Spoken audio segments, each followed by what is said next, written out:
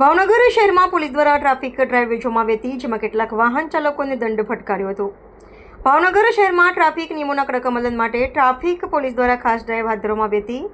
Police મહાનિરીક્ષક RV Ansari સાહેબ અને police અધિક્ષક નીતિશ પાંડે સાહેબના માર્ગદર્શન હેઠળ પાનવાડી ચોકથી સામવેદ કોમ્પ્લેક્સ રોડ સુધી અડચણરૂપ પાર્ક કરાયેલા વાહનો સામે કાર્યવાહી કરવામાં આવી।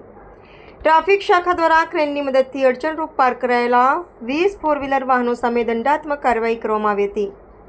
આ કાર્યવાહી દરમિયાન કુલ ₹10,000નો દંડ વસૂલ કરવામાં આવ્યો હતો। પોલીસ દ્વારા વાહન ચાલકોને ટ્રાફિક નિયમોનું પાલન કરવા અને જાહેર માર્ગો પર વાહનો યોગ્ય સ્થળે પાર્ક કરવા અપીલ કરવામાં આવી છે।